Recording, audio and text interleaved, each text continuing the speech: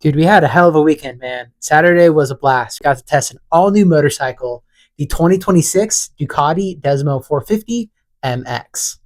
Yeah, it was a lot of fun, and the conditions we got to ride in at Kahia Creek were some of the roughest and gnarliest that we've seen in a while. So, what a good place to break in a new bike and really get a good idea of how well it handles in such a tough terrain. To your point, I'm glad we showed up on that day to test an all new motorcycle and arguably the roughest we've seen Kahia Creek in a long time. And we walked away with good impressions. We didn't have a lot of negatives or drawbacks. That's the sign of a really successful and good test. Buckle up, guys, because we have a lot of info to share with you on the all new Desmo 450. So, here's what we mean by a rough track at Kahia. If you're familiar with California, during the summertime, Kahia tends to get a lot more sandier during the summer because it doesn't tend to hold the moisture as long. Usually you'll see videos where Kahia is like this nice chocolate cake. The lines hold up well. Well, that wasn't the case. So what made it tricky was not so much the soft conditions, but that the bumps that laid underneath that soft dirt. A lot of times the straightaway looked like it was just soft sand, but underneath that were a lot of bumps that you couldn't always tell were there. And a lot of times when riding as riders, we like to want to pick our lines to possibly go around these bumps and or brace and be ready as we encounter these bumps. So when you have kind of hidden bumps throughout the track, it makes it quite a bit more challenging to ride and navigate compared to track conditions that aren't like that. So now that you have a better picture of the type of terrain that we were facing that day, Anthony, what were your initial impressions sitting on that bike, and was it like any other bikes that you previously have ridden or gotten seat time on? I would just say it feels a little tall and long, big, just overall big for me. For reference, I'm 5 feet 7 inches. I've got a pretty short inseam, not the longest legs in the world. But I did feel like the rider triangle was good, like it was overall balanced. But I really just wanted to take that same, let's call it aspect ratio, and just shorten it up a little bit, tighten everything up. So I do plan on purchasing some other bars, maybe shaving down the seat a little bit, and kind of just leaving the foot pegs alone, as they had pretty good grip. I wouldn't say they're neither negative nor like glaring positive of the motorcycle. One thing that I did notice though, and what really struck me first going out onto the track, is the contact patch between your inner leg, thigh, ankle, and foot was really superb on this motorcycle. It's actually one of the best feeling motorcycles between the legs as far as gas bikes go, and I would even compare it as good as the Stark Varg. That bike is entirely different, so a little bit of apples to oranges here, but that Stark Varg has such a good contact patch and feels really good in between the legs, and I think you can draw that similar comparison to this all-new Desmo 450. For my initial impressions, which I got a short amount of time on the bike, so not a ton, but when I hear the word Ducati, I think exotic. Ducati kind of has this aura about it and being in the class of its own, especially when it comes to the sport bike area. So as I was prepping myself mentally to jump on his bike after riding my KTM the majority of the day, I was just wondering, like, what is this going to feel like? Because in my mind, I'm thinking back to the era of like 2005-ish, when at that time, if you rode a KTM and can compare it to a Japanese bike, there was a very exotic, different feel about it, and not in a good way. Same with a Husaberg, or if you had a chance to ride a Cannondale, there were some exotic bikes out at the time. And while it was cool, there was a glaring difference between how the two felt as you rode them. However, when I got on the Ducati and just initially sat on it, squeezed the levers, and just kind of got a feel where the controls were, I was like, man, this feels a lot of kind of a cross between KTM controls with a Honda kind of frame and bodywork. So something that felt very well refined, especially for a first year bike. So I don't think it's going to catch anybody off guard in terms of, oh, this is going to take a while to adapt to. Like any new bike, there's going to be some nuances you're going to get accustomed with over time, but it's definitely a bike that you can jump on it, and pretty quickly you're going to go, okay, this is a dirt bike just like any other dirt bike. Kind of getting to the throttle, it felt really nice, really smooth, predictable as well. What I really enjoyed is how hard and aggressive you could be with the throttle. Didn't have the best mapping, I would say, like of all the stock bikes. I did feel like it could use a little bit of massaging down low, especially at the crack of the throttle. I'd like an extra 5, maybe even 10% of power increase or boost from the bottom to mid RPM range. But once you kind of got going and had a little bit more speed and momentum out of the corner, man, the bike just pulled forever. Second gear was extremely usable. Even third gear was usable. You could actually roll that through some of the longer, faster corners, but it would take a little bit of the clutch work. Just a little bit of a squirt of the clutch, kind of get the bike back into the RPMs, and then you're in the sweet spot of the power. Middle to top on this bike is pretty unreal. Like you can rev it pretty far, pretty long as this bike revs out to 11,900 RPM. I think that's roughly 400 to 500 extra RPM than the other 450cc motocross bikes out there. But this bike felt really good to ride hard and ride aggressively. Other 450s don't necessarily feel that way. Perfect example of this is really any of the Yamaha YZ450Fs. They're really fatigue seeking, really tiring to ride, especially at a higher pace, where this Desmo 450 is the opposite. It actually eggs you on to get into the throttle sooner, get into the throttle harder, and hold that gear a little bit longer than you normally would on any other 450cc dirt bike. As you talked about the motor and seeing other reviews, I was wondering, I was kind of expecting it to be tame, and that's definitely not a good word to describe it. It definitely has all the torque you would expect out of a 450 when you crack the throttle. It's just not like a Yamaha YZF where the rear wheel just breaks loose and wants to rip.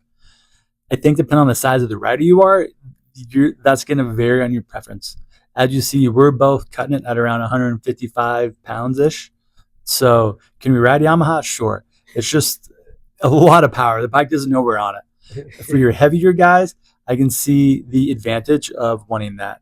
But once the bike quickly builds momentum, I liked how long it pulled. It reminded me of a 350 in the sense of it really pulled for a long time and you could over rev the bike. So I know we talked about the Triumph being a blend of the Yamaha and KTM.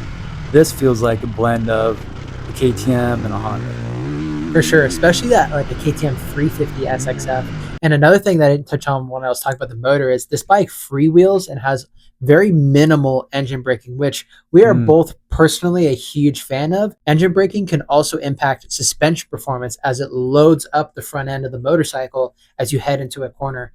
This bike, even in map 1, which is the green map, that has the maximum amount of engine braking, that is still very minimal in comparison to the other 450cc's, especially when you talk about like the RMZ 450, the KX 450. This bike even has less engine braking than I would say like the Triumph, the KTMs, all that bikes. So this Ducati is really impressive right out of the box. And one of your first remarks when you hopped off the bike for the first time was, man, you're going to have a field day on this thing. Like this thing feels like a dirt bike, but it has like a uniqueness to it and its own personal character as well. And one of your things was, man, the suspension is actually quite good on this thing. Yeah. And, you know, and this has the Showa 49 millimeter twin chamber spring fork. We also see that fork on the Kawasaki KX, the Suzuki RMZ, the Honda CRF. Some of those bikes don't have, let's say, as competitive suspension settings as some of the other bikes, that being like the Yamaha, which is rave for its suspension. But I was actually surprised to hear you say, like, man, the suspension's pretty good on this thing. Mm-hmm. Yeah, I'm pretty picky when it comes to suspension, not in a sense of like I won't not ride a bike, but I'm very slow to adapt into new bikes because I don't trust stock suspension. I've had plenty of crashes over my years where I'm like, fuck, man, if I had a better bike, suspension-wise, that would have not have happened. So I'm always very slow and cautious when it comes to getting new bikes, especially on stock suspension, because I think, what if I go long? How's it going to handle? What if I go short? Or what about this? So, but surprisingly, the more I get time on the bike, the more I felt comfortable, and I was able to kind of pick out, okay, here's what we can improve and where. But overall, I'd say baseline specs are pretty dang good, and I think that says a lot about a company for their first return into dirt bikes in quite a very long time. I thought the suspension package was overall a good package right out of the box. I did find myself quickly reaching for the flathead and stiffening that front forks and the rear shock up. Which is that crazy. Bad boy. He always goes softer. So like, yeah, for him saying that just in context is crazy because he normally always goes the other way. Yeah. Well, I think one of the issues that we ran into is the bike is oversprung for really both of us as we're right around the same weight, around 155 pounds. And it had 5.0 Newton fork springs up front and a 46 Newton shock spring out back. You'll probably listen to that shock spring rate and think, man, that's pretty similar to the KTM rates. For reference, on my Gas 350, I run a 44 Newton shock spring rate. So we're going to try that out on this Desmo 450. We already have the 44 Newton here at Ride JBI. We're going to mount that shock spring on this weekend and go ahead and ride it with that. Still be stock valving, so we're kind of just metering our way into this, really figuring out the spring rates, the valving, and going from there. But anyways, My original point was this bike was a little bit oversprung for us, but underdamped in my opinion, because the harder I rode the bike, as the track broke in, the quicker I noticed, hey, the suspension's not being able to have enough compression resistance for the amount of force that I'm hitting these bumps in at. Because the track wasn't slowing me down enough to where if I'm going up a straightaway or down a straightaway, I still wanted to hit those bumps as hard as I was earlier in the day. I do think that we can improve that with our JBI fork volume spacers, our JBI subvalve, our JBI titanium pro perch, and of course our JBI spec valving. So I think we're really going to chew up both ends here. I do think small to medium bump absorption can be improved over the stock valving. We're going to get more progressivity and hold up during aggressive riding throughout the suspension, again, through some of our hardware pieces plus valving. And then to take care of bottoming resistance, we have our titanium pro perch. I noticed you pretty much only rode the main track, which we don't have footage of that because when we started filming, the water truck came out. So I had Ant go over to the vet track. Happens every time. Just so we could get some footage. But I noticed that you were pretty much riding Kihia with the same normal lines you were riding as your previous gas. Well, you still own it, but the bike didn't seem to hold you back at all from riding your normal pace, your normal lines, or anything like that. Did you pick up on that right away your first time out, or did your first practice were you kind of cruising and then pick up on it? Like, how quickly did that come to you? First, I would say 5 laps. I was just kind of putting around, going through the gears, checking out the track. And then I really say my second moto, I picked up the pace. And then I kind of just got faster and was riding more aggressive throughout the day. And I would actually say my last session on both the vet track and the main track, where we were doing a little bit of filming, was the best I rode all day, the most confident I was on the bike. And I think that speaks volumes. If you're able to go faster throughout the day, you're getting more comfortable on the bike and the track's getting rougher. I felt overall pretty comfortable. And as to you had mentioned, I felt like I was maybe just a touch off my normal pace of my 350, but it didn't take as much work to go as fast or even get close to going as fast as it would on my 350. So I feel like I have a lot left in the tank as far as speed and aggression is concerned. If this is what our base starting platform, man, this is only to get better from here. Mm-hmm. Yes. So we did try setting sag the day before, and we got pretty close, but we didn't want to take off too much spring preload on the springs. We wanted to still keep a minimum amount. So given 2 choices of either getting proper sag but wrong preload, or keeping the correct amount of preload and almost being at proper sag, we decided let's keep proper preload. And I think our sag number came to be around like 100 mils, maybe 100 and some change. And sitting on that bike, I think we're going to want to be closer to around 105. But again, we'll solidify these numbers more and more as we get more time on the bike. So we believe that's where that 4.4 Newton spring rate is going to come into play. We can run the amount of preload we want on that spring, but also get the sag numbers we're looking for. With the better, let's say, ride height that we're going after, I think it'll allow us to better evaluate the front forks as well too, and determine if we want to do a spring rate change on that, and if so, how much. So this is really the fun part of our job. Is the hard part is honestly doing the suspension, which we don't mind. Thank you for sending it in. But the fun part is doing these small incremental changes that we sit back and we kind of talk about throughout the day, really throughout the week. We kind of debrief our rides and talk about the track, how we rode, how the bike was, and try to formulate a good strategy before we make any changes, and then be very patient with the changes that we do make. And this time, you guys get to tag along the entire time as we do it. So you can watch our entire progression and really research and development on this bike and see where we end up in a month, 6 months, a year, and then continually after that. Because if you're new to this channel, if you go back, you'll see that every year we revisit all of our suspension settings on all our brands. We pick up where we left off, we see what we had, and we look at what we can do better. We call it continuous improvement. Every year, we're always getting better. Real quick, one thing I want to touch on is cornering. How do you think the bike cornered in comparison to, let's say, CRF and some of the other 450cc motocross bikes?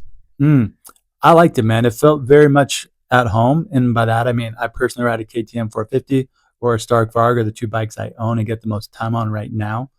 And it felt just very similar. And with that, I think the decompression braking allows a lot of that to be.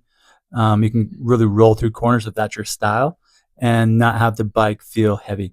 That's what decompression braking does to me as a rider, is when I let off the gas and I don't want to apply the brakes, just makes the bike feel heavy, kind of like chug, chug, chug, chug, as you got that decompression brake in. So I thought it was really cool, and it handled well for just how dry and sandy the conditions were.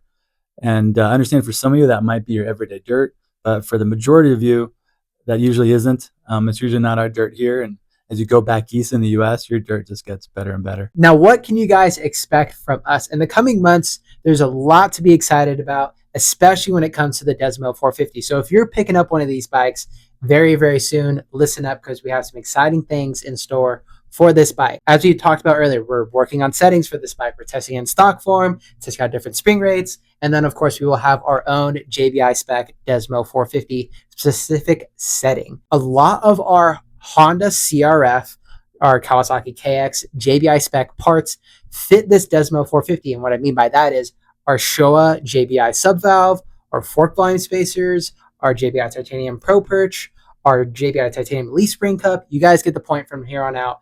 They all fit to the Showa 49mm twin chamber spring fork.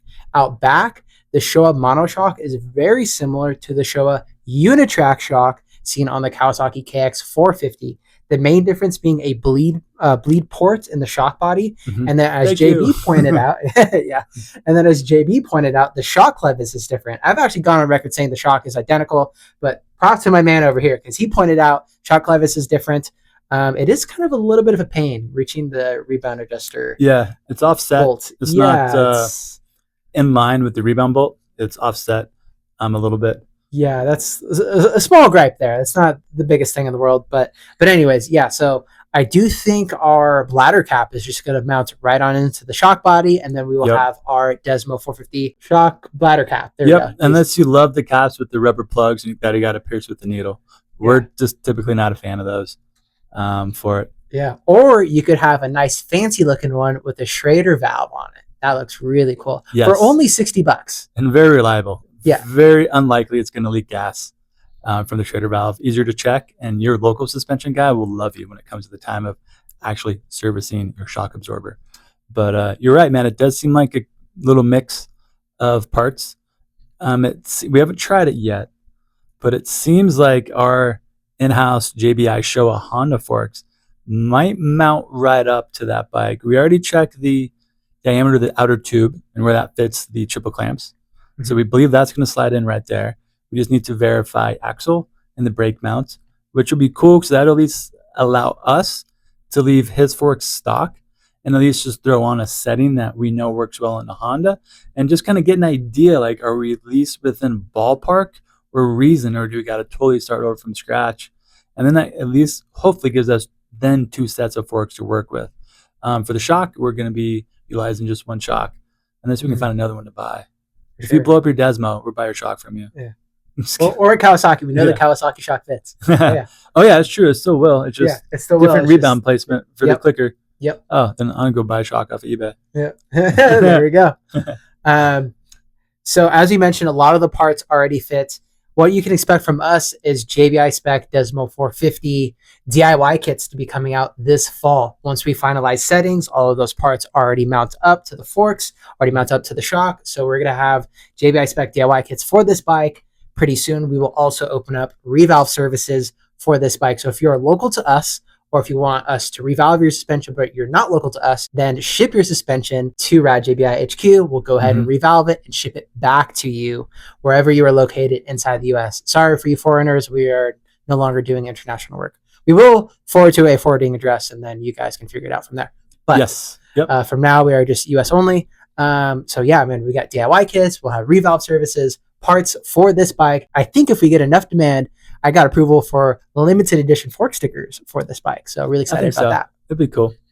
I think a lot of the uniquenesses of our Ducati settings are obviously going to come from the frame and then the motor itself.